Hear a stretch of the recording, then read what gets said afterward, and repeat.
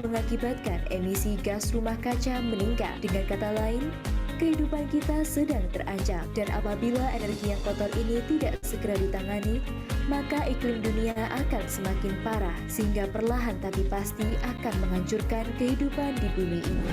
Salah satu penyebab masalah tersebut adalah masih lambatnya laju transisi dari energi kotor menjadi energi baru terbarukan, terutama di Indonesia.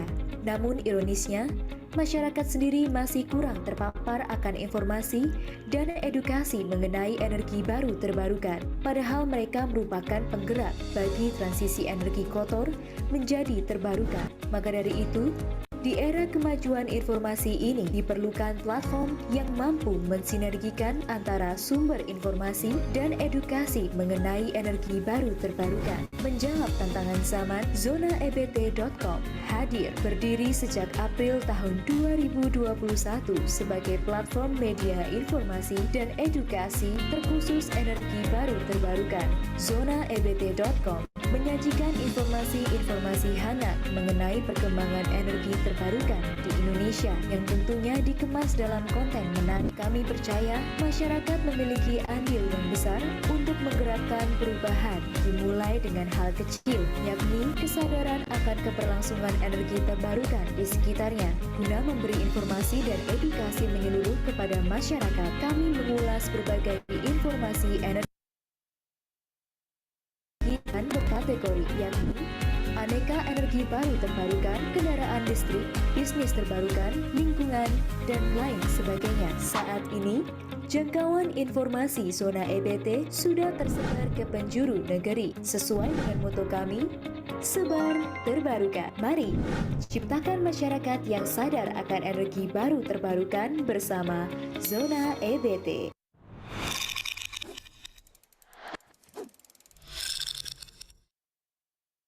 Energi merupakan kebutuhan pokok bagi kehidupan manusia. Dengan energi, manusia bisa menerangi rumah, memasak, dan bahkan berkendara. Energi juga merupakan ujung tombak sektor kehidupan dunia, mulai dari pertanian, pendidikan, kesehatan, transportasi, dan bahkan ekonomi. Sayangnya, dengan adanya penggunaan energi yang masif, dihasilkan pula limbah yang sangat besar, yang saat ini telah merusak lingkungan kita. Apalagi sampai saat ini, dunia masih sangat bergantung kepada energi kotor yang tak terbarukan. Hal ini membuat bumi diracuni polusi, membuat lingkungan rusak, dan mengakibatkan emisi gas rumah kaca meningkat. Dengan kata lain, kehidupan kita sedang terancam, dan apabila energi yang kotor ini tidak segera ditangani, maka iklim dunia akan semakin parah, sehingga perlahan tapi pasti akan menghancurkan kehidupan di bumi ini. Salah satu penyebab masalah tersebut adalah masih lambatnya laju transisi dari energi kotor menjadi energi baru terbarukan, terutama di Indonesia. Namun ironisnya, masyarakat sendiri masih kurang terpapar akan informasi dan edukasi mengenai energi baru terbarukan. Padahal mereka merupakan penggerak bagi transisi energi kotor menjadi terbarukan. Maka dari itu, di era kemajuan informasi ini diperlukan platform yang mampu mensinergikan antara sumber informasi dan edukasi mengenai energi baru terbarukan. Menjawab tantangan zaman, ZonaEBT.com hadir berdiri sejak April tahun 2021 sebagai platform media informasi dan edukasi terkhusus energi baru terbarukan. ZonaEBT.com menyajikan informasi-informasi hangat mengenai perkembangan energi terbarukan di Indonesia yang tentunya dikemas dalam konten menarik. Kami percaya masyarakat memiliki andil yang besar untuk menggerakkan perubahan, dimulai dengan hal kecil, yakni kesadaran akan keberlangsungan energi terbarukan di sekitarnya. Guna memberi informasi dan edukasi menyeluruh kepada masyarakat, kami mengulas berbagai informasi energi terbarukan dalam beberapa kategori, yakni aneka energi baru terbarukan, kendaraan listrik, bisnis terbarukan, lingkungan, dan lain sebagainya. Saat ini, jangkauan informasi Zona EBT sudah tersebar ke penjuru negeri. Sesuai dengan moto kami, sebar terbarukan. Mari ciptakan masyarakat yang sadar akan energi baru terbarukan bersama Zona EBT.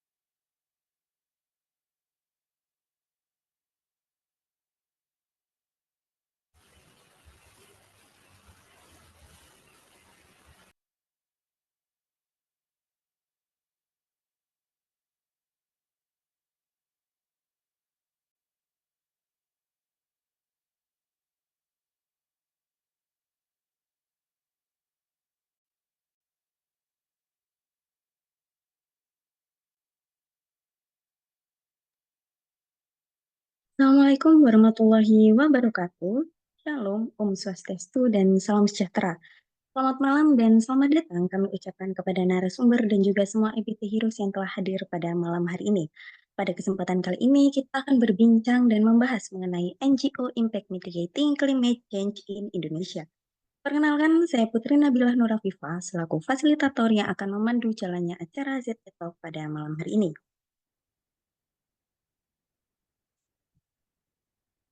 Boleh slide-nya, Kak? Sebelum kita melangkah lebih jauh nih, kita cek ombak semangatnya dari EBT Heroes semuanya ya. Boleh banget nih diketik di kolom chat sesuai angka 1 sampai 6 yang menggambarkan EBT Heroes saat ini. Boleh langsung diketik 1 sampai 6, mungkin ada yang ngantuk, ada yang semangat gitu. Wah, terima kasih antusiasnya. Selanjutnya, di sini saya ingin mengingatkan kepada seluruh EBT Heroes. Next, Kak. Untuk membagikan ceritamu mengikuti mini kelas zona EBT.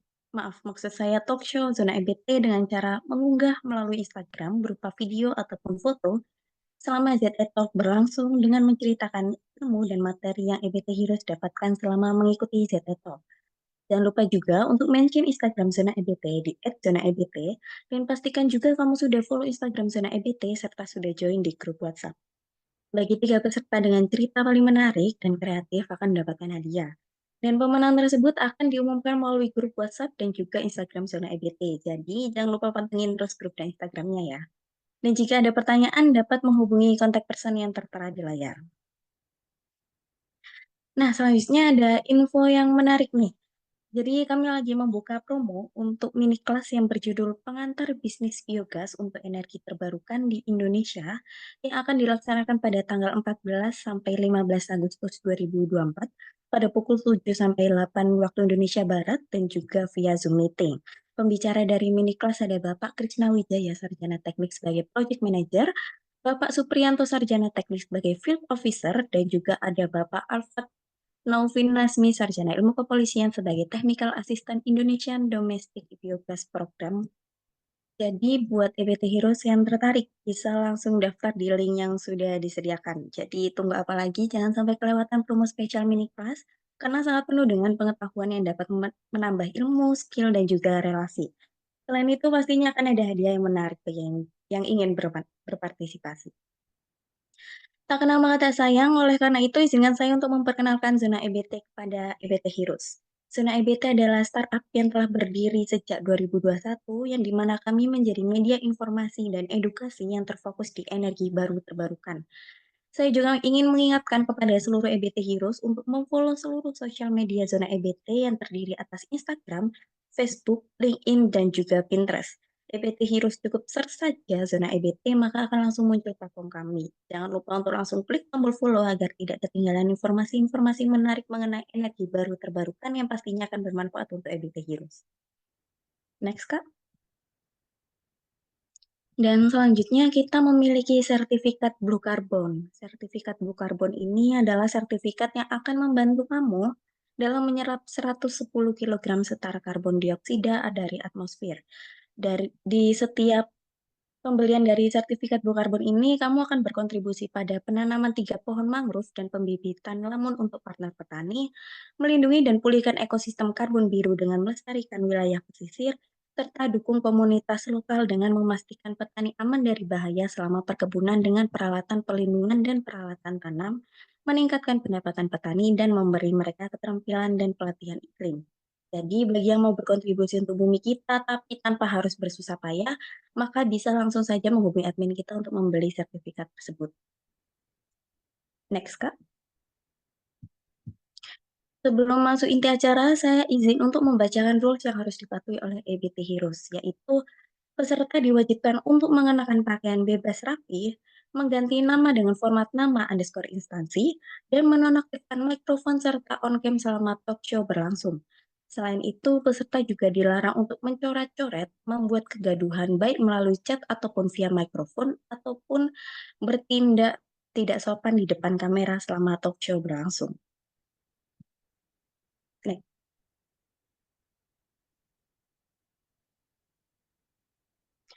Oke, kenalan dengan saya sebagai fasilitator sudah, kenalan dengan zona EBT tadi juga sudah, maka selanjutnya kita akan berkenalan dengan dua narasumber kita yang luar biasa pada malam hari ini, yaitu Kak Wira Agung Swadana dari Green Economy. Kita menyapa dulu Kak Wira.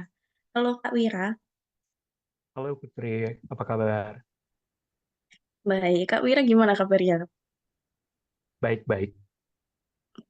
Gimana Kak? Kira-kira sudah siap nggak Kak memberikan materi pada malam hari ini? Boleh, lanjut aja. Oke, terima kasih Kak Wira. Dan juga ada narasumber kita yang sangat cantik nih. Ada Kak Reka dari Enter Nusantara. Selamat malam Kak. Halo, selamat malam teman-teman semua.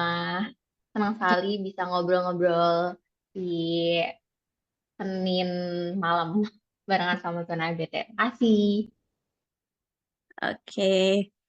Oke, selanjutnya izinkan saya untuk membacakan CV dari kedua narasumber kita pada malam hari ini. Yang pertama ada Kak Wira Agung Swadana sebagai Program Manager di Green Economy IESR sejak Juli 2023 hingga sekarang.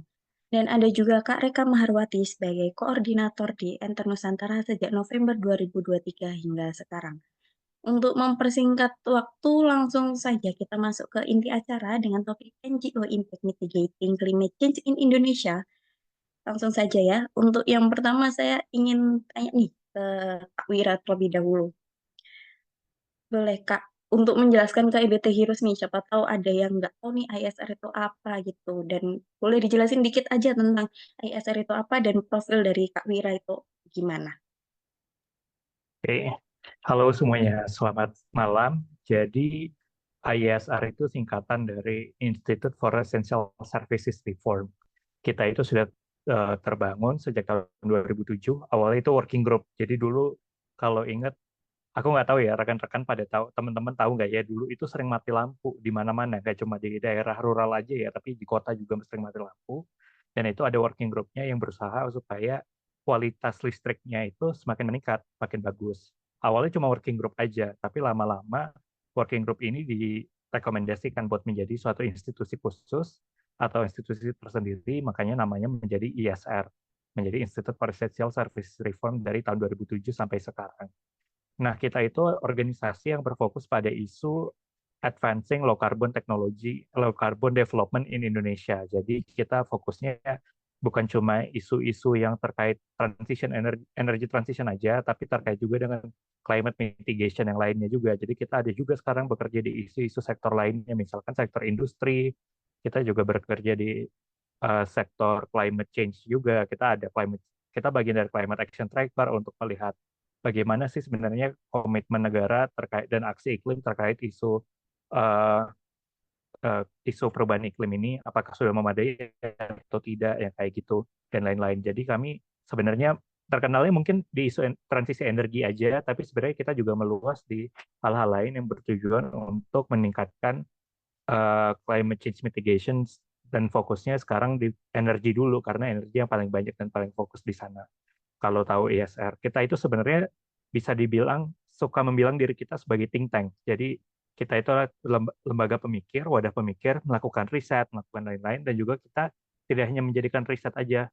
Biasanya kan kalau think tank itu cuma fokus di risetnya aja, bikin laporan, tapi kita bagaimana mengadvokasikannya ke pihak-pihak terkait, misalkan ke pemerintah, pihak swasta, NGO, bekerja sama dengan NGO lain, dan lain-lain. Jadi kami juga bekerja untuk berbagai sektor lainnya. Ya, itu sih kurang lebih terkait dengan ISR yang bisa aku jelaskan di awal-awal. Nanti bisa telusuri lebih lanjut. Banyak pertanyaan yang bisa menjawabnya juga. Gitu. Oke, terima kasih Kak Wira. Untuk selanjutnya boleh Kak Reka menjelaskan juga ke EBT Heroes terkait profil Kak Reka dan juga apa itu Enter Nusantara. Ya kan Kak? Oke, halo teman-teman. Jadi sebenarnya kalau teman-teman masih belum familiar dengan Enter Nusantara, Enter Nusantara itu sebuah organisasi yang diinisiasi oleh anak muda gitu ya. Berfokusnya di isu transisi energi dan kita kampanye soal krisis iklim. Kita percaya bahwa sebenarnya solusi dari mengatasi krisis iklim itu salah satunya di Indonesia adalah harus segera bertransisi energi. Makanya uh, kita anak-anak muda yang concern sama isu ini pengen bikin gerakan untuk anak muda melawan krisis iklim gitu dengan cara sebisa mungkin kita bisa implementasi energi terbarukan di levelan komunitas atau di tapak dengan sumber daya yang mereka miliki. Nah, sekali lagi kenalan sama aku Reka, aku dari Enter Nusantara sebagai koordinator. eh Senang banget bisa diundang sama Zona BT, dan kalau misalnya teman-teman mau belajar bareng sama Enter Nusantara, feel free banget untuk bisa hubungin kita aja untuk kita bisa sama-sama belajar soal isu transisi energi. Kalau tadi IESR soal tintengnya gitu dengan berbagai report-reportnya, nah kita belajar bareng sama teman-teman anak-anak muda juga untuk gimana sih cara ngedeliver isu kampanye soal krisis iklim ke teman-teman anak muda juga dan ke teman-teman di daerah-daerah yang terdampak langsung sama isu krisis iklim gitu. Gitu Kak Putri.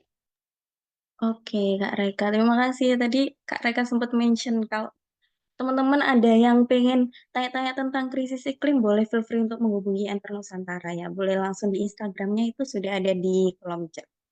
Oke, untuk selanjutnya saya ingin bertanya nih ke Kak Wira terkait program-program apa saja sih yang ISR ini untuk menangani emisi gas rumah kaca itu. Seperti apa, Kak? Boleh dijelaskan, Mbak? Oke, jadi kalau di ISR itu kita punya 3 program inti. Yang pertama itu terkait energy transformation.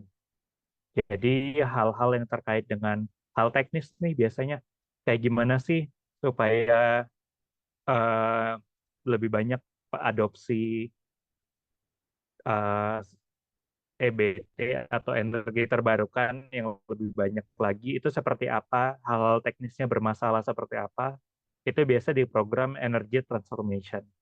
Jadi kita fokus ke sana, gimana caranya menghitung jejak karbon, bagaimana menghitung eh, hal-hal yang teknis lainnya, itu biasa di sana. Jadi dan misalkan kita juga ada program yang terkait dengan solar development. Jadi siapa nih teman-teman yang mau tahu soal apakah rumahnya bisa dipasang solar panel gak ya? Solar panelnya yang berapa nih kira-kira kapasitasnya yang perlu dipasang, itu kita juga ada toolsnya.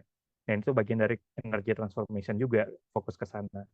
Selain itu, program kedua itu Sustainable Energy Access. Kita fokusnya kalau di sana, gimana pihak-pihak ini dengan multi stakeholder di berbagai level, jadi tidak hanya level nasional, tapi juga di level subnasional, itu dapat memiliki energi yang sifatnya berkualitas melalui energi terbarukan, bertransisi menuju energi terbarukan.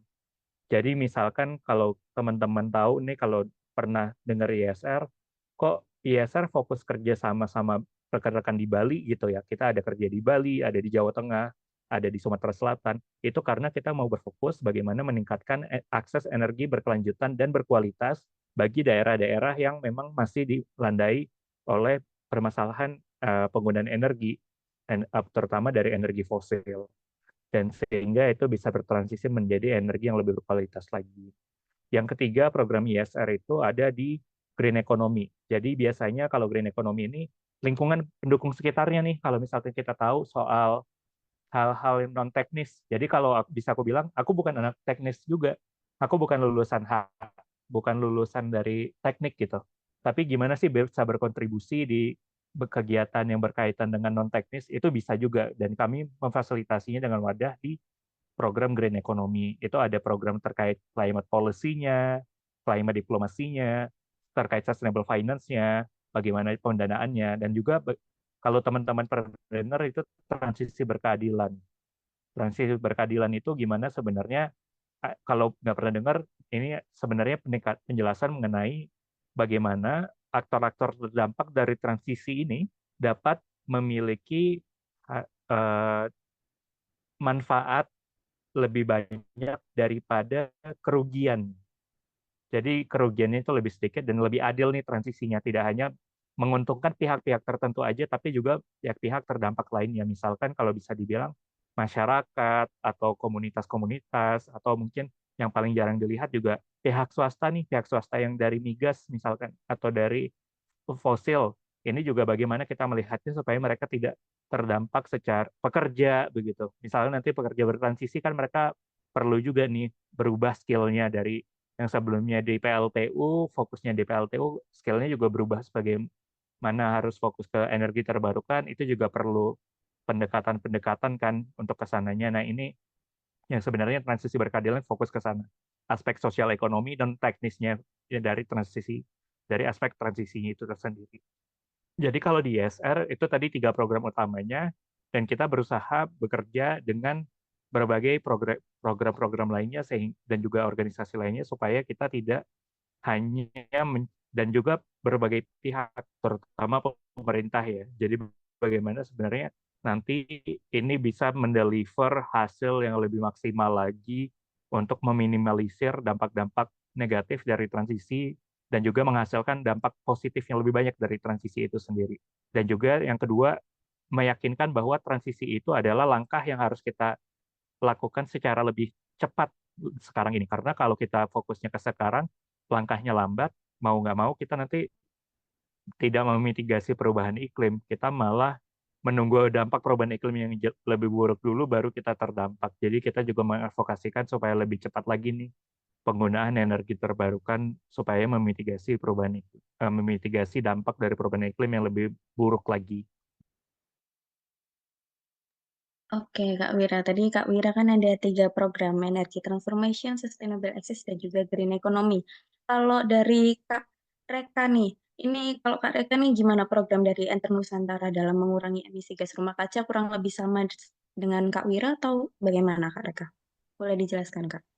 Oke, jadi sebenarnya kalau di Enter sendiri itu memang kita ada beberapa fokus sih. Jadi ada fokus yang implementasi, ada fokus di kampanye. Di tahun kemarin 2023 sebenarnya kita punya salah satu program baru namanya Sedekah Energi. Kalau teman-teman pernah dengar, kalau biasanya mungkin kalau sedekah itu kita menyalurkannya untuk makanan gitu kan, atau misalnya untuk membantu masyarakat-masyarakat yang berkebutuhan gitu.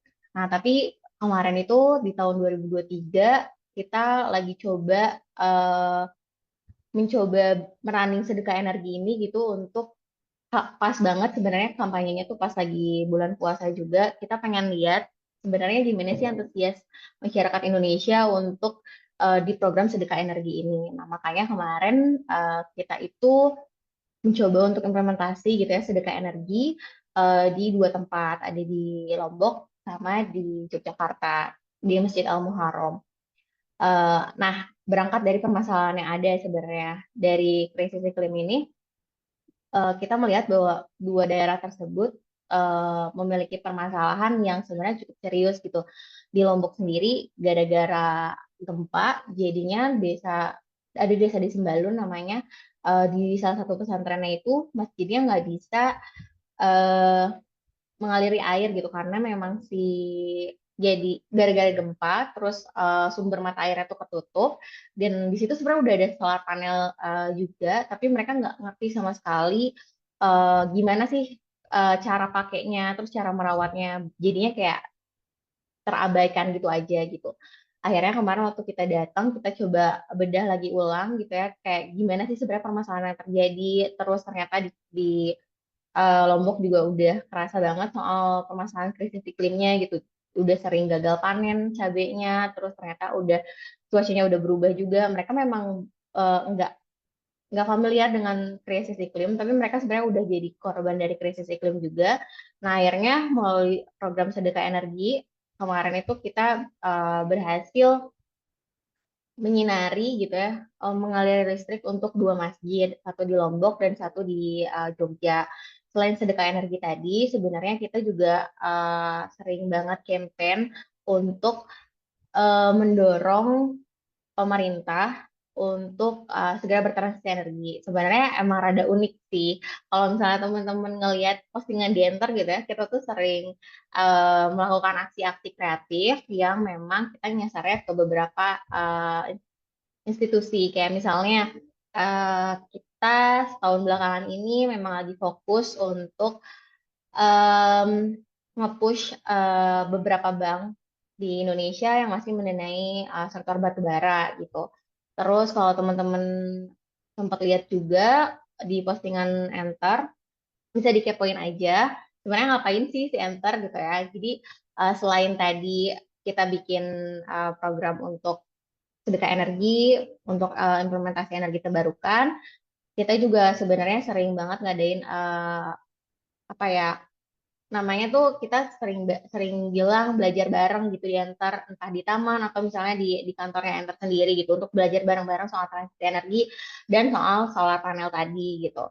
Terus nge-push soal beberapa permasalahan untuk menandai batu bara kayak di sektor bank, sama di tahun ini juga kita memang lagi fokus ada satu platform namanya Umat untuk Semesta. Itu sebenarnya masih di running sama teman-teman Enter juga, yang kita itu fokusnya memang ke teman-teman komunitas muslim gitu, termasuk si program sedekah energi tadi juga sebenarnya kita barengan untuk nge-create di Umat untuk Semesta tadi gitu. Jadi kayak punya dua segmentasi gitu, karena untuk yang Umat untuk Semesta sendiri memang kita itu running berdasarkan reportnya Purpose yang apa ya, baru tahu gitu ya kalau sebenarnya di Indonesia itu orang-orang lebih percaya sama pemuka agama nih dibanding sama saintis-saintis gitu. Jadi berdasarkan report penemuan itu kita merasa bahwa oh kayaknya kita perlu pendekatan lain nih untuk ngedeliver isu-isu kampanye kita melalui beberapa pemuka agama gitu. Meskipun sekarang lagi happening banget ya itu yang baru ini gitu. Jadi kayak kita masih coba untuk sebenarnya apa yang menjalin engagement dengan komunitas-komunitas muda yang lebih progresif di isu agama gitu, dan sebenarnya banyak juga gitu yang memang mereka concern di isu ini. Terus ada wakaf hutan juga gitu di, ya jadi ada sedekah energi, wakaf hutan, terus di Enternya sendiri sekarang kita lagi mau fokus mulai di public transportation, transisi energi, pushing ke bank juga untuk stop ngedanai batu bara. Jadi so far mungkin sampai setahun ke depan masih mencoba untuk hadir di Tapak, mendorong teman-teman Tapak untuk bisa mitigasi dan adaptasi di krisis iklim gitu ya dengan caranya mereka sendiri. Terus sekarang kita juga coba untuk pendampingan ke beberapa wilayah untuk bisa melawan dengan cara yang mereka sendiri dan ngebantuin mereka di nasional sih gitu. Kayak misalnya ada teman-teman dari warga dairi yang ke Jakarta, nanti kita kayak akan bantu mereka untuk memobilisasi atau misalnya nemenin mereka ke pengadilan negeri gitu. Jadi kayak kita mencoba untuk sebisa mungkin ada uh, membantu teman-teman di Tapak juga gitu. Gitu sih. Oke, sekalian deh Kak kalau gitu. Kalau gitu menurut Kak Reka nih, gimana Enter Nusantara itu memposisikan dirinya dalam upaya mitigasi perubahan iklim di Indonesia? Oke, sebenarnya kan kalau kita ngeliat di lapangan gitu ya, di berbagai daerah yang kita sekarang kunjungi dan coba fokusin, mungkin kalau kita ngobrolin soal perubahan iklim, orang-orang udah mulai aware gitu, apalagi dengan mereka juga terdampak gitu kan dari ada beberapa petani perempuan kopi misalnya yang mereka tuh nggak tahu, mereka cuma tahu bahwa ini perubahan iklim gitu, tapi mereka belum tahu soal informasi si krisis iklimnya sendiri gitu, bahwa kalau misalnya kita udah tahu si krisis iklim, then what next gitu kan. Nah, kita coba untuk memposisikan diri bahwa sebenarnya ada gap yang besar di antara kita dan masyarakat gitu. Kita menyadari bahwa nggak semua orang tahu soal krisis iklim gitu. Mungkin setiap orang menyadari bahwa krisis iklim ini terjadi, perubahan iklim ini terjadi gitu. Di meja makan mereka, mereka juga udah terdampak langsung gitu kan dengan harga cabai atau harga beras yang naik gara-gara gagal panen, atau sebenarnya sekarang udah banyak gitu heat wave, panas, semua orang sebenarnya udah ngerasain dampaknya gitu kan. Tapi nggak semua orang ada di, bisa dibilang ada di perahu yang sama gitu. Bisa jadi kita misalnya yang terdampak di Jakarta, misalnya kita terdampak gara-gara polusi udara gitu kan. Tapi belum tentu teman-teman di Lombok atau misalnya teman-teman yang di Banjarnegara itu mereka nggak terdampak sama polusi udara karena masih asri, tapi mereka terdampak gara-gara gagal panen gitu. Jadi sebenarnya kita melihat bahwa banyak sekali kerugian yang nantinya akan dihadapi oleh masyarakat gitu ya dengan perubahan iklim dan krisis iklim ini gitu. Dan kita coba cari solusinya itu kira-kira apa sih gitu.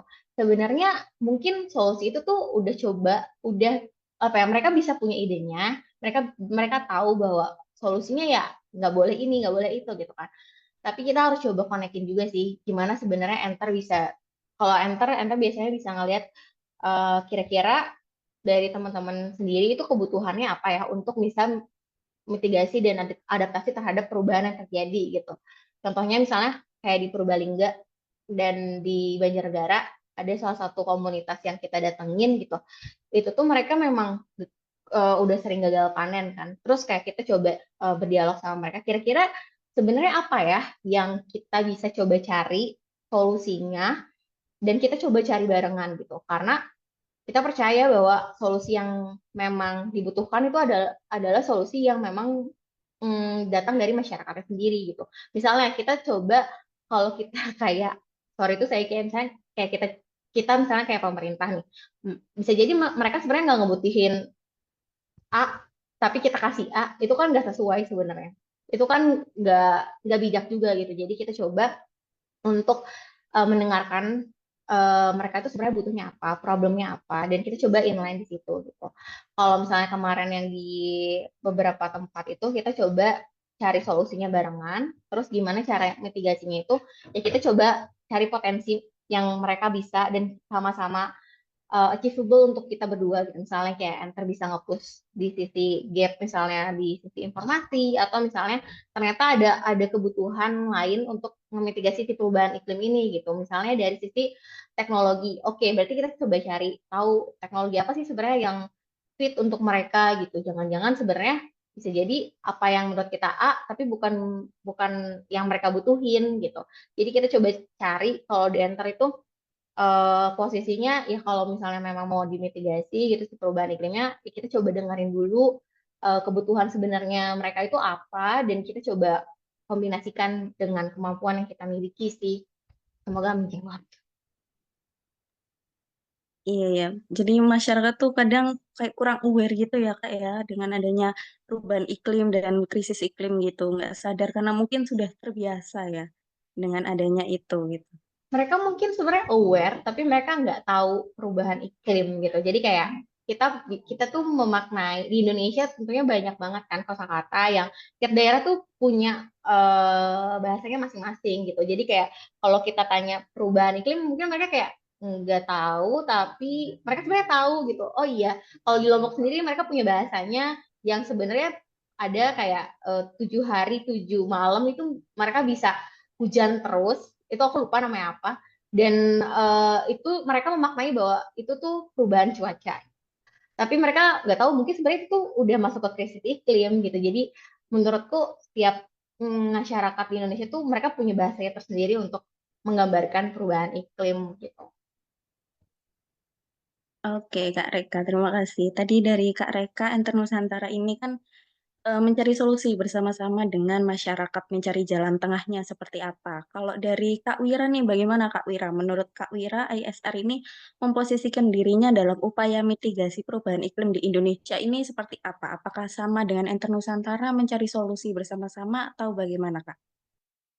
Iya, kalau kita dari ISR sama kayak Enter, mencari solusi bersama-sama, tapi bersama-samanya sama siapa? Mungkin agak bedanya di sana. Kalau Enter bersama-sama dengan masyarakat ya, lebih dekat ke sana. Kalau kita melihatnya lebih sistematis. Jadi perubahannya dari atas dulu kita ubah bareng-bareng, terus nanti kita berikan juga eh, perubahan-perubahan perilaku kepada masyarakat, kepada orang-orang sekitar, dan juga melalui informasi melalui sosial media juga. Jadi perubahan ini sistematis kami melihatnya. Nah, kalau melihat perubahan-perubahan ini, yang paling berbeda mungkin begini ya, kalau Enter dia agak jarang bekerja sama dengan pemerintah, kalau kami banyak kerjasamanya sama pemerintah sekarang advokasinya. Jadi salah satunya kolaborasi dengan pemerintah. Tujuannya apa sih kenapa pemerintah? Yang tadi sih, terbentuk sistem pendukung yang mampu membuat peraturan, kebijakan, aksi-aksi yang berkaitan dengan upaya-upaya dekarbonisasi. Karena kami melihatnya pemerintah itu salah satu, sebenarnya bukan salah satu ya, kalau bisa dibilang orang yang paling berkuasa yang bisa mengubah segalanya. Kalau kita mengubah dari sana, kita bisa memberikan yang terbaik, begitu. Tapi pertanyaan selanjutnya, kalau tadi kan dari Kak Reka bilangnya masyarakat itu banyak yang tidak tahu ya, atau mungkin pakai istilah bahasa lokalnya. Pertanyaannya, pemerintah juga sama atau enggak? Mirip-mirip aja sebenarnya kalau menurut aku pribadi ya. Jadi sebenarnya kalau melihat ngomong sama pemerintah itu juga kita harus memberitahu dengan, bukannya mereka tidak tahu atau apa, tapi kita pakai bahasa yang mereka gunakan juga. Bahasa teknokratis, bahasa birokratis, supaya mereka lebih merasa, oh ini penting dan harus kita lakukan untuk upaya mitigasi perubahan iklim yang lebih baik lagi, terutama di sektor energi. Kenapa gitu? Karena sektor energi ini sektor yang lumayan kompleks kalau menurut aku ya. Karena yang terlibat itu bukan cuma orang-orang aja, bukan pemerintah aja, tapi ada pihak swasta juga, ada juga masyarakat terdampak dan lain-lain. Jadi harus semua pihak itu sendiri yang kita lihat di sana. Dan kami melihat kenapa pemerintah yang kami paling banyak memposisikan diri dengan approach pemerintah, karena pemerintah ini bisa membuat sistem pendukung yang tadi, sistem pendukung untuk memitigasi perubahan iklim yang lebih jelas lagi.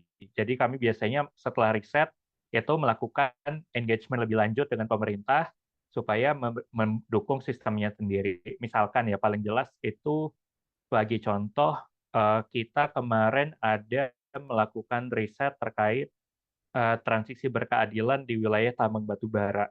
Jadi gimana sih nantinya tambang batu bara ini kalau udah tutup. Nah, kami bukan langsung ke masyarakat, tapi boleh sebenarnya hasil risetnya kalau mau digunakan oleh organisasi lain untuk approach masyarakat gitu. Tapi kalau kami melihatnya, gimana sebenarnya nanti pemerintah juga memiliki program transisi berkeadilan di wilayah-wilayah ini. Jadi kami ke pemerintah supaya pemerintah mempersiapkan itu. Jadi sekarang kalau kita lagi banyak advokasi ke sana terkait transisi berkeadilan untuk wilayah tambang batu bara juga, mempersiapkan untuk transisi energi juga sendiri. Karena kalau kita lihat transisi energi ini kompleks juga ya, nggak cuma masalah tiba-tiba nanti ada ET, ada energi terbarukan, tapi juga kita mempersiapkan wilayah-wilayah yang terkena dampak batu baranya juga, yang pertama. Terus ada lagi, sekarang transisi itu butuh teknologi juga butuh mineral. Sekarang bahasanya mineral kritis, critical minerals, atau transition minerals, itu juga nanti terdampak. Jadi harus ada pendekatan-pendekatan secara komprehensif, dan itu tidak bisa kalau kita pendekatannya ke masyarakat saja, tapi juga ke orang yang paling aktor yang berkuasa, ya ini pemerintah. Makanya kami memposisikannya lebih banyak sih ke pemerintah, tapi kami juga sembari melakukan kegiatan-kegiatan untuk meningkatkan kesadaran kepada masyarakat melalui berbagai channel. Misalkan kalau di ISR kita ada jejak karbonku untuk menyadari seberapa banyak jejak karbon individual. Terus ada juga kita ada komunitas namanya Genbi, Generasi Energi Bersih, supaya lebih banyak yang tertarik nih untuk terkait energi terbarukan, dan juga mereka mau ikut ada komunitasnya, kita berikan wadah di sana. Atau misalkan nanti ada masyarakat, yang paling jelas juga yang tadi solar tadi, gimana caranya itu bisa bekerja di sana. Jadi sambari ke masyarakat, pemerintah, kami juga fokus kepada masyarakat, bagaimana menyebarkan kesadaran ke isu-isu tersebut juga. Oke, Kak Wira. Tadi Kak Wira menyinggung kalau ISR itu kan kolaborasi dengan pemerintah. Bentuk kerjasama yang dilakukan ISR dengan pemerintah itu seperti apa, Kak? Contoh paling jelas yang sudah pernah mungkin teman-teman pernah dengar, ini kalau di wilayah energi terbarukan ya yang paling sering terdengar itu, pernah dengar JETP kayaknya ya, kalau pernah baca berita. Nah, Just Energy Transition Partnership. Kita bagian dari technical working group-nya. Jadi tim yang tadi Energy Transformation itu masuk ke dalam technical working group untuk mengembangkan dokumen investment plan untuk JETP sekretariat ini secara teknisnya. Jadi gimana sebenarnya pengembangan energi terbarukannya, pensiun dini PLTU, dan lain-lain, itu kita ikut berkolaborasi dengan pemerintah dan pihak-pihak lain untuk merencanakan bagaimana pembangunannya itu sendiri. Terus yang kedua, kalau bisa dibilang juga yang tadi aku cerita, kalau kita sekarang bekerja sama dengan pemerintah pusat untuk mengembangkan bagaimana transisi berkeadilan itu bisa masuk ke dalam rencana pembangunan. Jadi kita membantu pemerintah juga untuk merencanakan pembangunannya supaya ada aspek transisi berkeadilannya. Gak cuma transisi energi secara teknisnya saja, tapi juga aspek sosial ekonominya juga dipertimbangkan di dalam sini. Yang ketiga, sebagai contoh paling jelas juga bisa dilihat contoh untuk kerjasama dengan Pemda Jawa Tengah ya. Karena dengan Pemda Jawa Tengah kita juga membantu mengembangkan dokumen rancangan umum energi daerahnya untuk meningkatkan ambisi peningkatan energi terbarukannya. Jadi kita memberikan fasilitasi diskusi, kita memfasilitasi bantuan teknis dan lain-lain juga kepada pemerintah daerah. Tidak hanya pemerintah daerah, tapi juga pemerintah pemerintah pusat juga kita memberikan bantuan gitu, misalkan di SDM dan lain-lain. Jadi banyak banget yang bisa dilakukan dan itu banyak sekali yang dari aspek teknis sampai non teknis kita memberikan bantuannya itu sendiri. Oke, Kak Wira, kalau dari Kak Reka tadi kan, menjelaskannya berhubungannya dengan masyarakat gitu. Jadi apakah ada kolaborasinya dengan pemerintah seperti Kak Wira tadi atau tidak, Kak? Kalau ada gimana nih bentuk kerjasamanya yang dilakukan Enter Nusantara dengan pemerintah? Boleh dijelaskan, Kak? Sejauh ini nggak ada sih, Kak. Jadi ya memang memposisikan diri untuk di grassroots sih. Jadi mungkin tadi kita memang inline di situ sih. Jadi ISR di pemerintahnya, terus Enter biasanya juga suka pakai report-reportnya ISR juga itu untuk mendukung kita gitu. Untuk kampanye di lapangannya gimana gitu. Strateginya gimana nih, Kak, buat informasi yang dari Enter Nusantara sebarkan ini supaya nyampe gitu ke masyarakat? Biasanya kita sebenarnya punya riset dulu nih, kira-kira yang pasti untuk gimana ya? Kalau misalnya kita ngomongin isu A di satu wilayah, belum tentu itu sebenarnya fit di wilayah selanjutnya gitu. Jadi biasanya kita ngadain riset dulu, kira-kira apa sih metode yang paling cocok untuk wilayah A. Misalnya, kalau kita dekat sama teman-teman di Lombok, kemarin kita mereka itu mayoritas petani, berarti kita harus menyasar dengan bahasa yang sangat mudah untuk perut mereka. Let's say kayak kita mulai pendekatannya itu sejauh mana perubahan iklim ini berpengaruh terhadap uang mereka gitu, penghasilan mereka gitu. Kalau misalnya mereka belum relate, kira-kira misalnya impact-nya itu apa, pasti itu bakal susah sih ngejelasinnya gitu. Jadi biasanya kita assessment dulu nih, kira-kira permasalahan yang paling fundamental yang bisa berpengaruh terhadap hidupnya mereka itu apa. Let's say misalnya ya itu tadi petani. Kita pasti nanya gimana nih hasil panen dari 10 tahun ke belakang dan sekarang itu beda nggak sih gitu. Terus perubahan cuaca apa yang sebenarnya berpengaruh terhadap hasil taninya gitu. Baru kita nanti coba masuk ke sebenarnya udah ada risetnya nih soal krisis iklim ini bakal seberapa berdampaknya gitu untuk pertanian mereka jangka panjang misalnya. Kalau kemarin di petani kopi gitu ya, di komunitas petani kopi di Banjarnegara, bahkan sekarang udah ada risetnya kan bahwa nanti kita bakal kesusahan minum kopi karena biji kopinya juga akan terancam punah gitu. Kita coba edukasi dengan hal kayak gitu. Terus ya memang mereka juga sekarang udah mulai terbukti gitu kan dengan hasil panennya mereka yang semakin tahun itu semakin surut gitu. Bukan karena memang eh, kenapa-kenapa, tapi memang dari buahnya sendiri itu produksiannya selalu menurun tiap tahun gitu karena hujannya terus-terusan hujan, terus nggak bisa kering, kayak gitulah. Jadi kayak sebenarnya banyak faktor yang kita coba membahas pakai bahasa yang dekat dengan perut mereka gitu. Itu sebenarnya yang paling berhasil sih sejauh ini. Gimana sebenarnya permasalahan itu akan langsung berdampak ke individunya masing-masing gitu. Baru nanti dari situ kita coba adjust dengan riset-riset yang ada gitu ya dari NGO-NGO tentang yang lainnya. Dan sebenarnya kita bisa melengkapi di situ sih gitu. Jadi kayak ada yang nge-push di stakeholder government kayak ISR gitu. Nanti kita coba push dari bawah juga dari sektor komunitas supaya memang kita bisa sama-sama apa yang mengatasi si krisis iklim ini gitu. Jadi menurutku tiap tiap organisasi pasti punya porsinya masing-masing sih untuk bisa bikin impact yang menurut mereka pasti itu works gitu di masyarakat gitu. Oke Kak Reka, terima kasih Kak. Sekarang aku mau ke Kak Wira nih, aku pengen tahu nih, tadi kan sudah ada program-programnya. Sekarang saya pengen tanya terkait kebijakan pemerintah Indonesia itu menurut dari ISR itu sudah cukup mendukung upaya mitigasi perubahan iklim atau enggak buat sekarang? Atau mungkin kurang efektif atau seperti apa gitu? Oke, kalau ditanya sudah cukup atau tidak, kami melihatnya tidak. Karena kami juga bagian dari Climate Action Tracker, itu konsorsium dengan beberapa organisasi lain di luar negeri.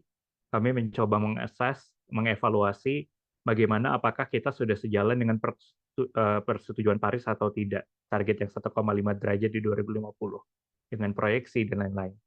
Sejauh ini kita bilang pemerintah Indonesia masih sangat jauh posisinya dengan kondisi yang sebenarnya mau mencapai target Paris itu kalau dengan kondisi sekarang. Misalkan first NDC kita yang tidak ambisius untuk eh, penurunan emisi di sektor energi ya.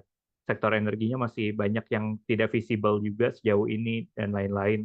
Terus yang kedua terkait dengan dokumen-dokumen perencanaan ketenagalistrikan, energi, kita ada rancangan umum energi nasional, kita ada RUK, rancangan umum ketenagalistrikan nasional, dan nantinya jadi RUPTL yang Business Procurement Plan-nya PLN, itu juga kita lihat sejauh ini pemerintah masih jauh dari target itu sendiri.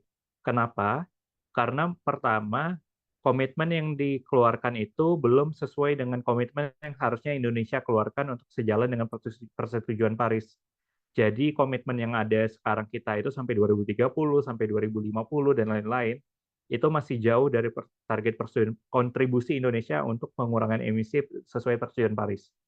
Yang kedua, kenapa lagi? Karena kita lihat sektor kita itu masih banyak yang menggunakan fosil, sektor ekonomi ya, terutama sektor-sektor pembangunan ekonomi kita itu masih banyak menggunakan bahan bakar fosil.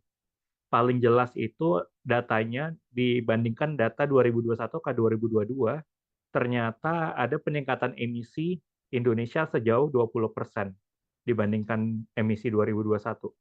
Itu kenapa? Karena ada nikel booming itu. Jadi setelah ada nikel booming itu, ternyata emisi kita sebagai negara itu meningkat, bukannya menurun. Karena kita menggunakan PLTU captive untuk memanasi dan juga menggerakkan pabrik atau smelter dari nikel tersebut. Dan itu banyak sekali di Indonesia, terutama Indonesia Timur gitu. Yang sebelumnya jarang ada industrialisasi, tapi industrialisasi dilaksanakan. Dan itu sebenarnya menyebabkan proyeksinya kalau kita masih seperti ini sampai 2030, yang dibilang kita peak emission di 2030 itu, kita bisa menjauh dari persetujuan Paris yang kita itu tidak ambisius dengan target penurunan emisi. Jadi sebenarnya kalau bisa dikonklusikan, sebenarnya kita masih nggak ambisius dan masih bisa berupaya untuk meningkatkan upaya-upaya dekarbonisasi untuk memitigasi perubahan iklim ini, terutama di sektor-sektor terkait tidak hanya energi, ada industri, ada limbah, ada lain-lain juga. Jadi ada sektor-sektor lainnya yang juga kita bisa gunakan. Tapi paling banyak dari sektor energi karena energinya itu digunakan untuk pembangunan ekonomi tadi yang paling jelasnya. Jadi sebenarnya kalau bisa dibilang memang sayang sekali kondisinya itu jauh. Bahkan di Climate Action Tracker itu kita mengkasih labelnya Indonesia di 2023 sampai sekarang ya sebelum di-assess ulang itu critically insufficient. Itu nilai paling rendah, paling jelek yang ada dalam rating yang ada 5. Dia ratingnya dari yang compatible dengan Paris Agreement dan lain-lain sampai critically insufficient.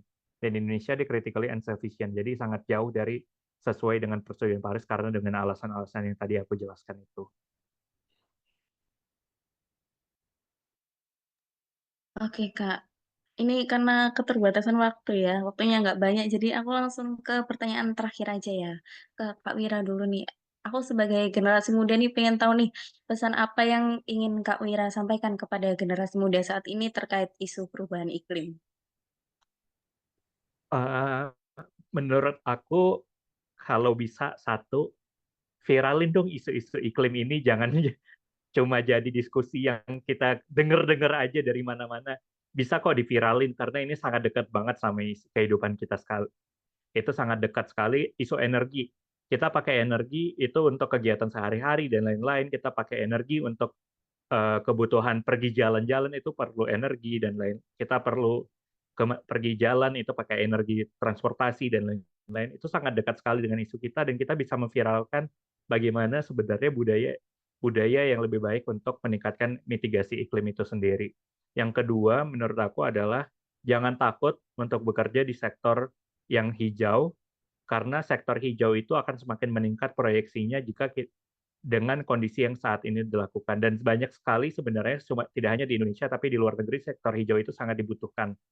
Jadi sangat, dan ini tidak hanya di sektor yang bekerja di bidang STEM aja ya, karena kalau kita bilang sektor hijau, orang-orang mikirnya STEM doang, science, teknologi, engineering, mathematics.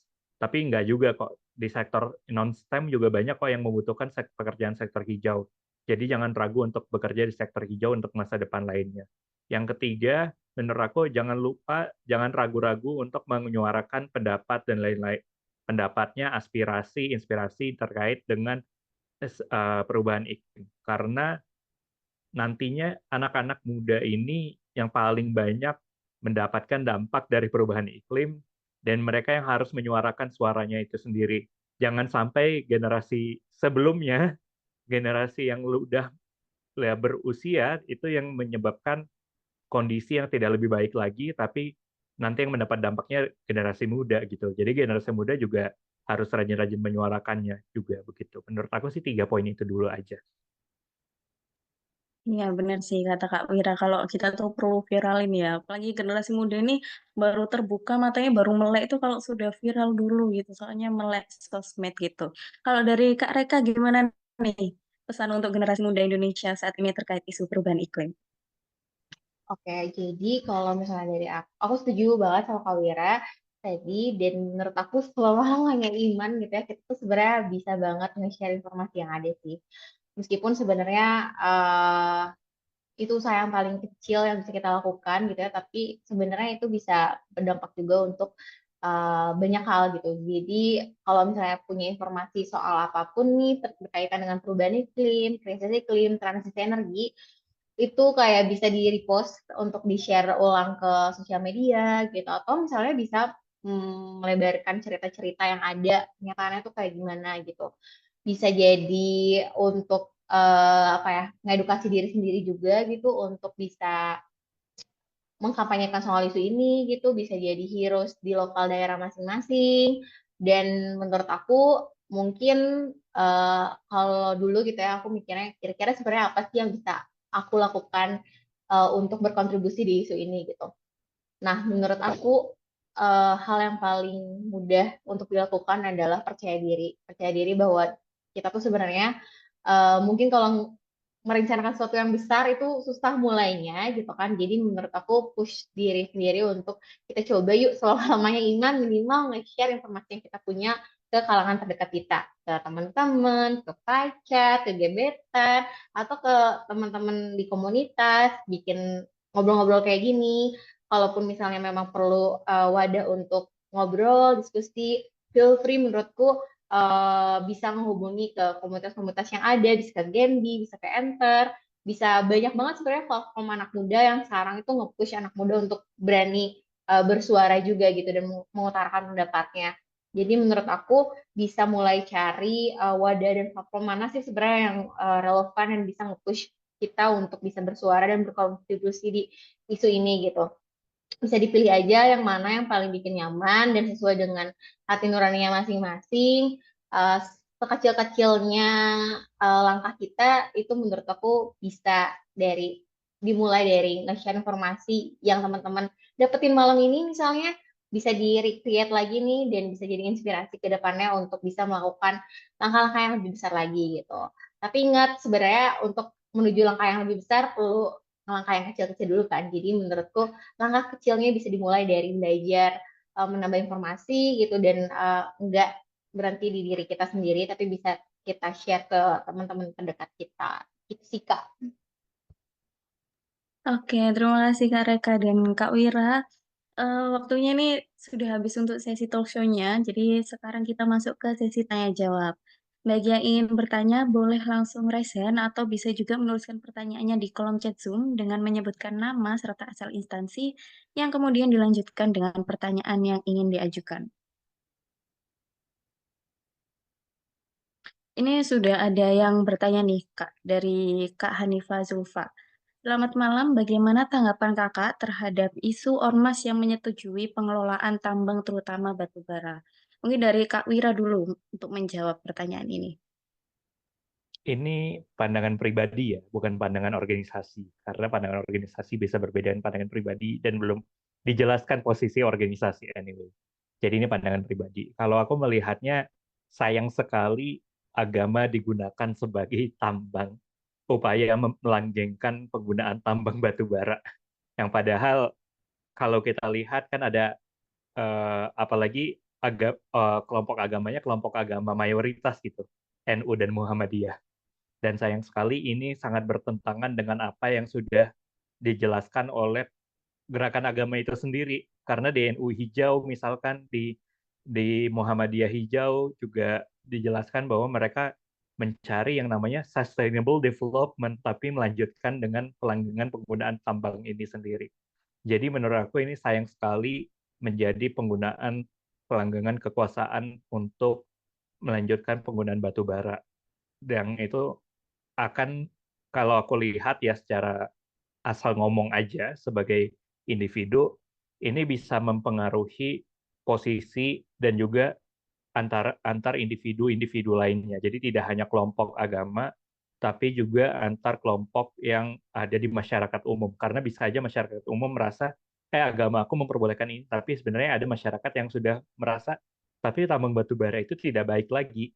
Nah, menurut aku yang harus kita lihat adalah bagaimana sebenarnya dampak dari tambang batu bara ini kepada masyarakat. Jangan sampai kita terjebak ya, kalau menurutku terjebak di perdebatan antara agama ini, kelompok-kelompok agama. Tapi kita melihat bagaimana batu bara ini sebenarnya sudah tidak baik bagi masyarakat karena pertama ada dampak lingkungan, dampak kesehatan, dampak ekonomi, dampak sosial yang disebabkan oleh tambang batu bara. Jangan sampai kita terlupa dan terlena sama hal ini. Karena itu yang menyebabkan eh, kita nantinya bergantung sama batu bara secara lebih lama lagi. Jadi coba kita melihat fokusnya, apakah fokusnya antara tambang batu bara yang digunakan oleh agama atau sebenarnya keburukan-keburukan dari tambang batu bara itu sendiri. Jangan sampai keburukan-keburukan ini tidak muncul di perdiskusian yang ada karena kita bisa viralitaskan lagi. Misalkan kami dari ISR sekarang lagi menggaungkan studi kami yang di daerah tambang batu bara misalkan. Itu bisa saja kalian retweet atau di repost atau dimasukkan review dan lain-lain. Itu bisa membantu untuk menjawab sih, melawan narasi dari sebenarnya batu bara diperbolehkan oleh agama karena kita ada studinya kok dari ISR yang menjelaskan bahwa batu bara itu tidak baik untuk eh, masyarakat juga. Jadi tidak hanya secara teknologinya atau teknisnya aja yang bisa bilang, oh batu bara karena itu energi fosil jadi menyebabkan lebih banyak emisi, bukan hanya itu saja, tapi juga ada dampak-dampak negatif lainnya. Jadi menurut aku jangan sampai terjebak antara perdebatan yang diusaha dipegang sama beberapa pihak di atas begitu. Oke, Kak Wira, terima kasih. Mungkin Kak Reka juga bisa nih ngasih pendapatnya tadi, pertanyaannya. Sebenarnya kecewa banget sih, apalagi maksudnya kita setahun ke belakang ini memang lagi coba pendekatan dengan beberapa anak-anak muda, komunitas Islam juga gitu ya di beberapa daerah. Dan menurut kita tuh sebenarnya justru anak-anak mudanya itu lebih progresif gitu, lebih kayak mereka tahu sebenarnya permasalahannya tuh apa gitu. Kenapa kita bisa mengalami penderitaan yang panjang gitu nantinya dari krisis iklim ini gara-gara apa? Mereka tuh sebenarnya ngerti gitu. Dan menurut aku inisiasi-inisiasi yang ada di orang-orang yang progresif gitu ya, apalagi maksudnya di kalangan NU dan MU gitu kayak misalnya di FNKSDA terus di Kadar Hijau Muhammadiyah itu tuh mereka punya program yang sangat bagus gitu untuk mengatasi krisis iklim ini, transisi energi terutama gitu.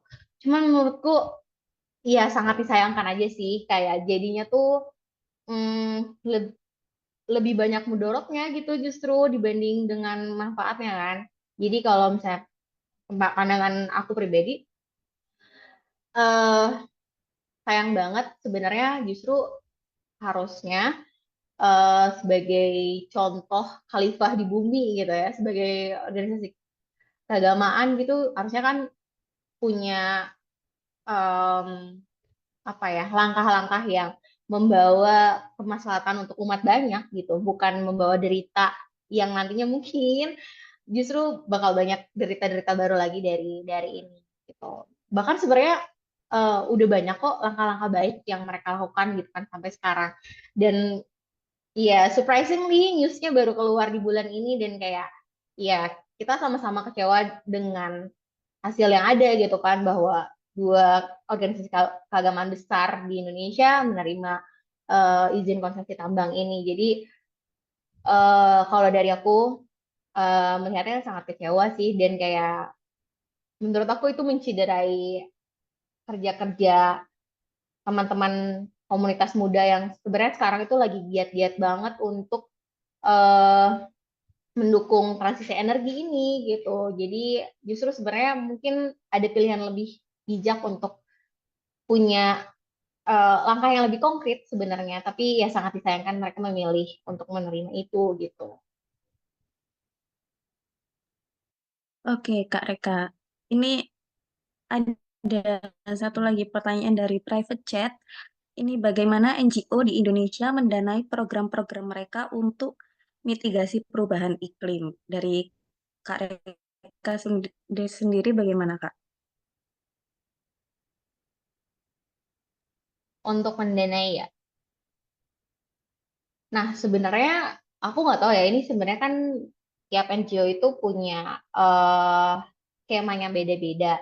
Tapi kalau misalnya di Enter sendiri, pendanaannya itu seperti, mungkin teman-teman juga udah tahu bahwa mostly eh, NGO ini mereka bisa punya dana funding gitu kan. Tapi dana fundingnya itu berbeda-beda, entah dari ada yang dari organisasi luar misalnya, ada dari bisa jadi dari CSR juga. Tapi kalau misalnya dari Enter nggak menerima CSR gitu. Kita menerima funding dari organisasi juga gitu. Jadi biasanya kita untuk program-programnya sendiri itu dapat funding yang memang ada dari organisasi luar, terus biasanya kita suka patungan juga dari beberapa organisasi yang ada gitu. Misalnya untuk yang kemarin sedekah energi itu kita buka crowdfunding di Kita Bisa, terus kita coba dari crowdfundingnya berapa, terus misalnya kita ngajakin let's say salah satu organisasi juga bisa nggak misalnya support untuk ini gitu. Kita biasanya melakukan dana-dana kolektif kayak gitu juga sih. Tapi kebanyakan kita memang dapat dana funding juga gitu. Oke, Kak Reka, terima kasih. Kalau dari Kak Wira, gimana Kak menurut Kakak tadi? NGO di Indonesia mendanai program-program mereka untuk mitigasi perubahan iklim itu seperti apa? Untuk pendanaan perubahan iklim ya, itu sebenarnya ada di strategi fundraising masing-masing organisasi. Tadi udah dijelasin Kak Reka. Paling banyak pasti yang paling standar itu adalah dari organisasi luar atau filantropi biasanya. Jadi kalau pernah dengar nama lembaga-lembaga filantropi kayak Ford Foundation, Gates Foundation, dan lain-lain, itu sebagai salah satu yang beberapa yang mendanai organisasi itu. Yang kedua dari CSR tentu aja, tapi kalau CSR itu sangat selektif ya, nggak semua CSR kita pilih juga. Jadi memang harus selektif juga CSR yang kita didanai oleh CSR ini jangan sampai nanti dijadikan upaya greenwashing kalau istilahnya gitu. Terus yang ketiga, tadi crowdfunding udah jelas banget. Kami juga melakukan crowdfunding buat beberapa event untuk beberapa kegiatan. Misalkan kalau tadi Kak Reka jelasin ada pendanaan yang antar organisasi dan juga lain-lain. Kami ada namanya donasi untuk mangrove di Cirebon. Jadi ada juga crowdfunding yang bisa pakai Kita Bisa, pakai gitu-gitu. Itu jadi dilakukan untuk mendanai kegiatan-kegiatan organisasi. Jadi kalau menurut aku sih paling banyak dari tiga itu. Yang keempat, ini sebenarnya yang paling jarang ya, karena modelnya adalah tender. Jadi biasanya kalau dilihat biasanya tuh ada pendanaan dari luar negeri, dari dalam negeri lagi ada tender buat melakukan kegiatan lain. Itu kita juga ikutan tender untuk mendanai kegiatan yang kami lakukan juga. Jadi bukan cuma dari sedekah, tanda kutip sedekah ya, sedekah dari organisasi luar atau apa, tapi kita juga kadang masukin proposal untuk ikut bidding dan lain-lain juga untuk mendapatkan pendanaan. Begitu, Kak. Oke, Kak Wira, terima kasih banyak. Ini ada pertanyaan lagi dari private chat. Itu bagaimana strategi komunikasi NGO dalam menyampaikan isu perubahan iklim kepada masyarakat umum? Kepada Kak Wira dulu nih untuk menjawab. Silakan, Kak. Oke, strateginya ya, aku bukan tim komunikasi, tapi menurut aku yang digunakan oleh tim komunikasi kami adalah ikutin momentum. Sekarang momentumnya apa, pulse-nya apa. Jadi ikutin momentumnya dengan tema yang sesuai lagi naik nih sekarang yang lagi viral. Supaya orang-orang merasa kayak, oh ini isu yang dekat sama aku, jadi aku bisa mengikuti isu ini dan ternyata ada sebab akibat di baliknya biasanya gitu. Jadi strateginya dari sana yang pertama. Yang kedua, yang paling penting juga itu sebenarnya eh, yang paling penting itu juga sebenarnya adalah menghasilkan produk-produk komunikasi yang beragam. Jadi nggak cuma satu jenis aja, nggak cuma di sosial, di IG aja misalkan, tapi ada video, ada podcast, ada lain-lain, sehingga semakin banyak lagi channel-channel untuk men-reach orang yang mau mempelajari isu-isu yang kita kerjakan itu sendiri. Yang ketiga itu adalah bekerja sama sama media. Jadi untuk mengamplifikasi berita-berita dan yang kita lakukan itu supaya lebih banyak lagi isu-isunya. Jadi sama media itu juga harus, misalkan kita mengadakan media briefing atau kita mengadakan lunch discussion sambil mengadakan event sambil mengundang media supaya media juga bisa mengambil kegiatan kita atau isu kita itu menjadi berita yang dimasukkan ke dalam berita esok harinya atau dalam waktu dekat juga gitu sih Kak. Oke, kalau dari Kak Reka seperti apa, Kak? Kalau dari kita coba pakai bahasa anak muda kali ya. Jadi misalnya kalau tadi kan riding the wave gitu kan isu yang lagi happeningnya apa. Kalau tadi Wira sebenarnya agak mirip-mirip juga, tapi mungkin yang kita coba lagi pakai sekarang itu kita coba uh, apa ya? Ngesimpelin gitu, ngesimpelin tuh apa ya bahasanya?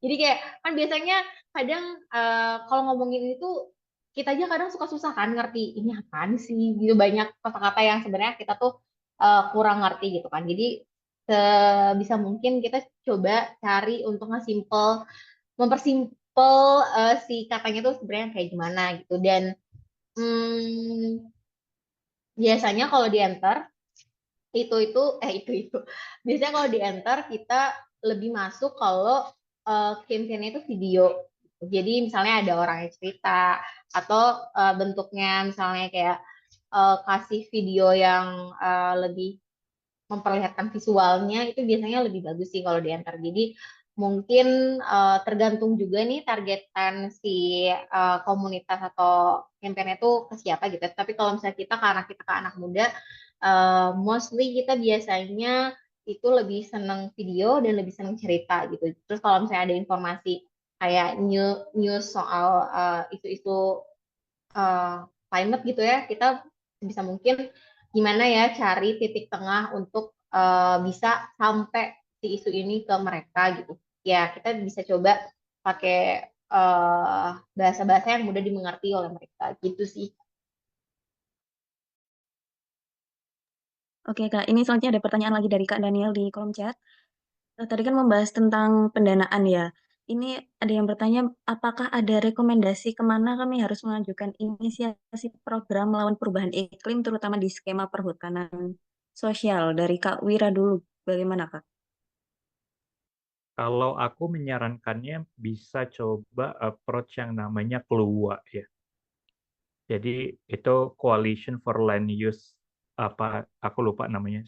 Tapi CLUA itu eh, Climate and Land Use Alliance itu sangat fokus sama isu-isu terkait perhutanan sosial, isu-isu Volu, dan lain-lain. Jadi bisa ke sana Kak untuk coba approach-nya. Karena mereka juga terbuka kok semakin banyak. Mereka meningkatkan relasi untuk bekerja di isu perhutanan dan perhutanan sih. Jadi isu Volu, isu forestry, land use, itu biasanya dari keluar yang aku tahu ya, bisa ke sana.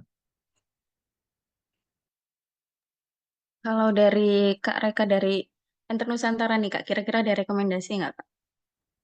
Mungkin bisa coba ke Packard Foundation juga, sama sebenarnya kalau funding-funding ini biasanya itu dibuka di LinkedIn sih. Jadi mungkin bisa mulai nge-follow dulu aja, misalnya di LinkedIn ada foundation-foundation apa gitu. Biasanya mereka suka ngasih tahu open buat proposalnya itu kapan gitu. Jadi better sebenarnya mungkin bisa mulai di mapping dulu kira-kira foundation mana nih, apakah lokal atau misalnya internasional yang bisa mulai di approach gitu. Tadi keluar bisa, terus kalau misalnya skema hutan bisa ke Packard juga kayaknya masuk. Nanti di LinkedIn atau di webnya mereka biasanya suka ngasih pengumuman gitu kalau misalnya lagi buka proposal buat dana hibah. Oke Kak, ini selanjutnya ada lagi pertanyaan dari private chat. Bagaimana pengukuran keberhasilan program-program iklim yang dilakukan oleh NGO? Dari Kak Reka dulu, seperti apa Kak? Kalau kita biasanya ngukur dari sebelumnya gitu ya, misalnya sebelumnya itu kondisinya seperti apa sih? Kita biasanya punya uh, monitoring sama evaluasi juga sejauh apa program yang kita lakukan itu bermanfaat. Jadi kita biasanya setting untuk goals-nya dulu gitu di awal, misalnya kayak untuk masang solar panel di petani kopi perempuan di Banjarnegara, itu kira-kira goals-nya apa sih? Nah, kita coba bikin dulu goals-nya, terus pas udah masang, kira-kira sebenarnya goals yang tadi di set itu terukur atau enggak sih gitu. Dan ternyata kalau misalnya belum terukur, oh berarti kita ada yang salah nih di sisi eksekusinya gitu. Tapi kalau misalnya ternyata punya impact yang lebih besar gitu, dan ternyata hmm, dari tadi setting goals-nya itu ternyata hasilnya lebih melampaui, berarti kita berhasil gitu. Jadi kalau dari Enter biasanya kita nge-setting goals dulu, terus nanti kita monitoring dan evaluasi dari setting goals yang pertama tadi, dan kita lihat di sisi proses implementasinya itu seperti apa gitu. Kadang ada impact yang bisa diukur, tapi ada juga impact yang nggak bisa keukur gitu. Dan kita bisa ngelihat itu sih sebenarnya. Gitu. Semoga menjawab ya. Menjawab sekali Kak Reka, sangat jelas kok. Kalau dari Kak Wira, bagaimana Kak tadi pengukuran keberhasilan program-program iklim yang dilakukan oleh NGO itu seperti apa? Nah, kalau keberhasilan itu, kalau tadi Kak Reka menjelaskannya kayaknya project based ya Kak ya. Jadi gimana sebenarnya sebelum mulai itu ada progresnya masing-masing. Jadi apa sih sebenarnya mau dicapai dari suatu proyek untuk proyek tertentu. Tapi ada juga yang biasa digunakan oleh NGO adalah small small wins. Jadi gimana sebenarnya yang kita hitung itu adalah kita mengukur berdasarkan progres yang kita tidak rencanakan, tapi progresif dia untuk mencapai yang kita rencanakan. Misalkan kita mau bilang target kita adalah 100% ET di 2030.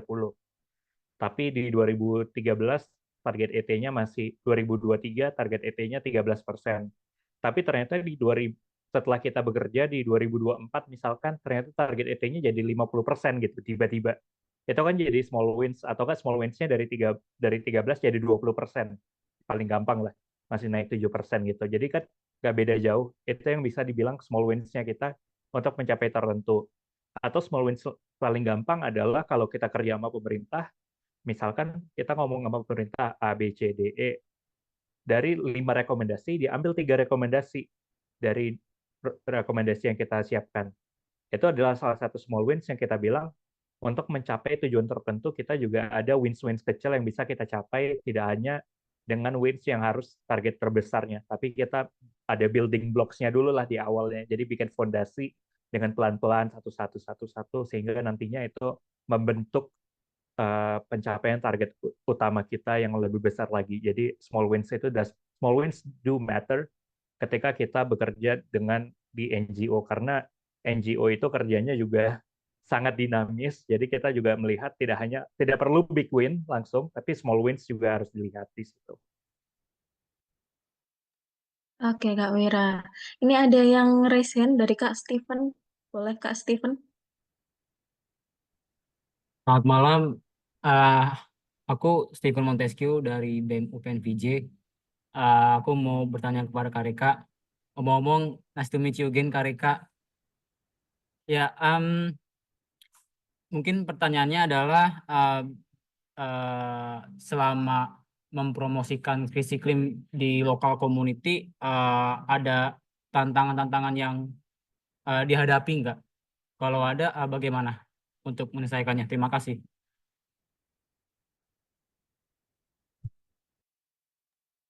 Langsung dijawab aja, Kak.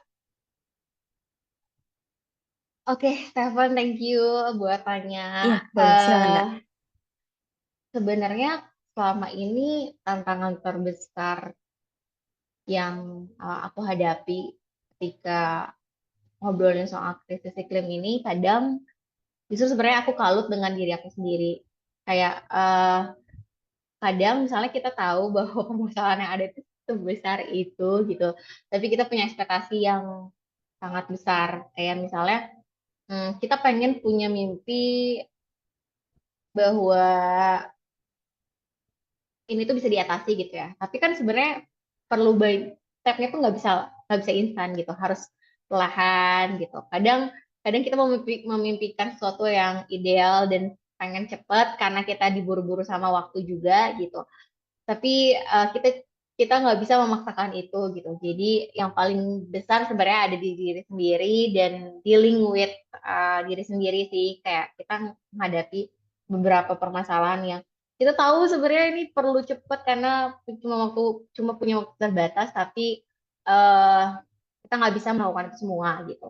Dan by the time sebenarnya aku mulai menyadari dan uh, grateful terhadap small things. Tadi sih kalau Fabia bilangnya small wins gitu ya. Nah, aku juga mulai celebrating itu gitu. Jadi kayak uh, bahwa ketika ada satu masyarakat yang terdampak sebenarnya sekarang udah mulai bisa menyuarakan permasalahannya mereka gitu. Itu kan sebenarnya small win juga gitu untuk kita gitu kan. Dan uh, lebih ke menyemangati dan punya support system itu penting sih. Jadi menurut aku tadi kan kalau aku struggle-nya di situ gitu ya, bahwa punya keterbatasan waktu dan itu kadang bikin aku gregetan sendiri dan susah gitu untuk nge-handle diri sendiri gitu. Dan ya by the time sekarang aku udah mulai kayak oh ya ini ada support system, terus aku punya tim yang cukup hebat juga gitu untuk bisa nge-support kita sama-sama barengan meskipun misalnya masih jauh langkahnya, tapi ngelakuin barengan itu meaningful juga gitu untuk bisa sama-sama membangun dari hal yang kecil dan bisa punya impact yang besar gitu. Itu sih paling selama ini mungkin itu ya, keterbatasan waktu. Terus sekarang aku menghadapi itu dengan punya support system dan percaya bahwa hal-hal kecil, mensyukuri hal-hal kecil yang terjadi gitu, jadi menikmati prosesnya juga sih. Oke, terima kasih Kak Reka. Dari Kak Steven, apakah cukup menjawab ya? Kayaknya sudah cukup jelas sih Kak. Iya, makasih Kak Reka. Oke, untuk pertanyaan terakhir ini ada dari private chat. Apa tantangan utama yang dihadapi dalam melibatkan masyarakat adat dalam proyek mitigasi perubahan iklim? Dari Kak Wira dulu nih, boleh Kak Wira silakan. Yang paling, karena kita kerja di sektor energi, kita sekarang ada di ESR, ada proyek dengan masyarakat adat untuk PLTMH di wilayah Jawa Barat. Jadi masyarakat adat Jawa Barat. Jadi sebenarnya kalau dari pengalaman kami dengan masyarakat adat ini yang menjadi tantangan sebenarnya mencari funding untuk membiayai proyeknya itu sendiri. Kenapa gitu? Karena masyarakat adat ini sebenarnya mereka udah mengkonservasi wilayahnya, udah konservasi wilayah perairannya, untuk mikrohidro, untuk bikin dam gitu, bendungan. Tapi yang menjadi tantangan adalah pertanyaannya ini di Jawa, masyarakat adat di Jawa, yang sebenarnya PLN itu udah banyak di sana. Tapi pertanyaannya belum tentu PLN ini nyampe ke masyarakat adat ini karena terletak di daerah yang sangat dalam dan rural itu sendiri. Sehingga kalau ada funding itu pasti nanti berpikirnya ada konflik of interest nih antara pendanaan untuk masyarakat adatnya dengan proyeknya PLN yang nanti grid-nya bisa aja nyampe ke mereka, tapi kita nggak tahu sampai kapan grid-nya sampai ke mereka gitu. Jadi itu sebenarnya yang menjadi masalah. Yang kedua, mitigasi perubahan iklim ini sebenarnya yang menarik adalah eh, dengan masyarakat adat itu adalah konflik agraria ya seringnya. Jadi konflik tanah, perlahanan itu sering terjadi. Yang paling terlihat itu adalah konflik agraria ketika terjadi pengembangan tambang nikel. Jadi dengan tambang nikel ini konflik agrarianya semakin sering terjadi karena eh, masyarakat adat ini kan beda ya, mereka bukan pergi ke BPN dapat sertifikat. Jadi mereka itu susah untuk melindungi bahwa ini tanahnya tanah leluhur gitu.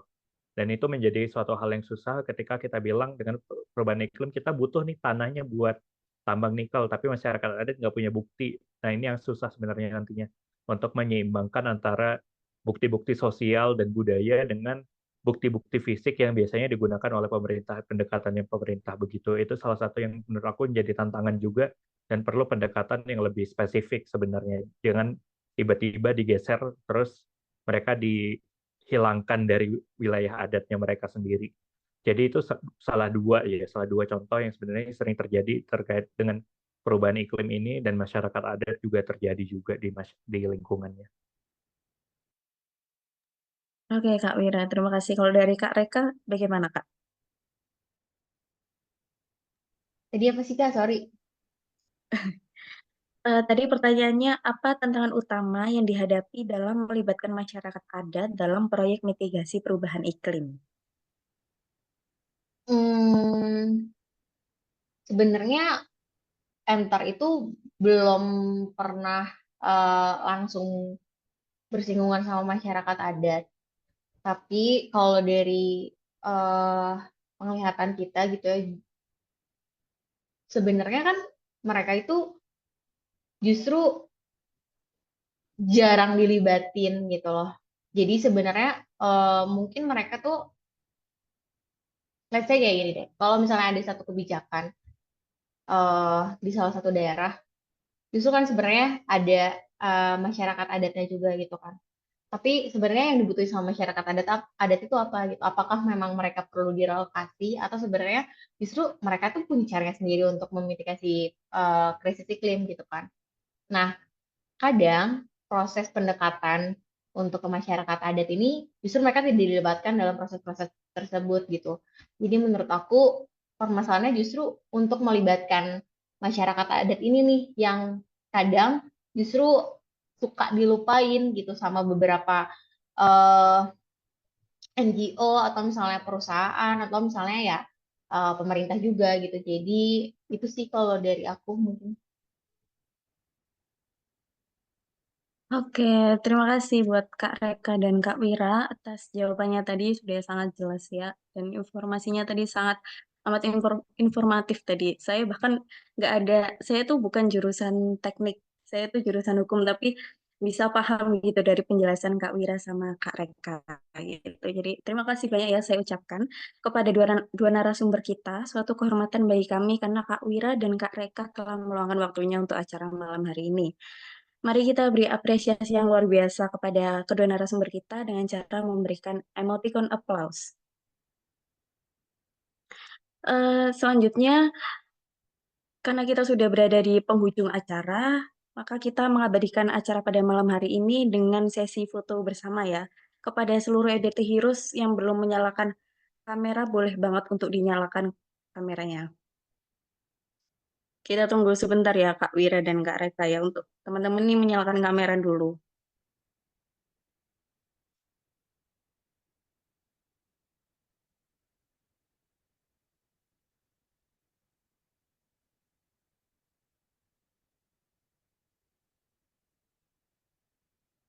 Boleh saya ulangi sekali lagi, buat teman-teman yang belum menyalakan kamera, boleh dinyalakan kameranya dulu karena kita akan melakukan sesi dokumentasi.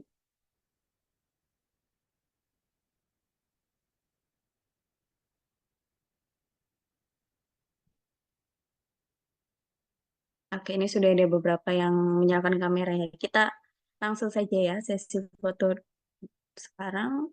Dari slide 1, saya hitung 1 sampai 3. 1, 2, 3. Slide 2, 1, 2, 3. Oke. Sebagai informasi tambahan, jangan lupa untuk EBT Hero semuanya mengisi link absensi yang sudah di-share oleh tim Zona EBT. Dengan demikian, berakhirlah sudah acara yang berjudul NGO Impact Mitigating Climate Change in Indonesia yang diselenggarakan oleh Zona EBT. Saya mengucapkan terima kasih kepada seluruh EBT Heroes yang telah mengikuti acara malam hari ini dari awal hingga akhir. Kami juga mengucapkan terima kasih kepada seluruh kedua narasumber kita yang sudah meluangkan waktunya pada malam hari ini. Padahal ini hari Senin, pasti tadi sibuk ya. Biasanya hari Senin itu soalnya sibuk. Dan kami juga mengucapkan mohon maaf sebesar-besarnya apabila terdapat salah kata atau salah perbuatan yang kurang berkenan di hati EBT Heroes sekalian. Akhir kata, saya Putri Nabila selaku fasilitator pamit undur diri. Wassalamualaikum warahmatullahi wabarakatuh. Shalom, Om Santi, Santi, Santi, Om, dan salam kebajikan. Terima kasih semuanya. Bye-bye.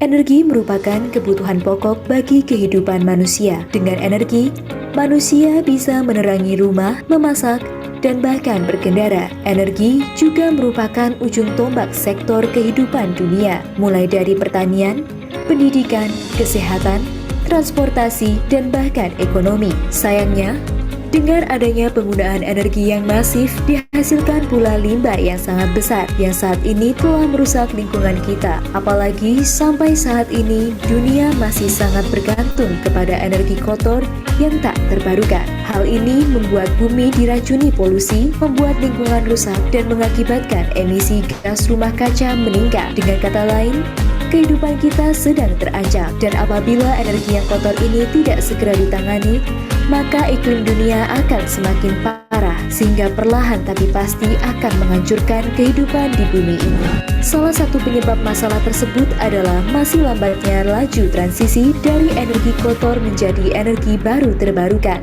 terutama di Indonesia.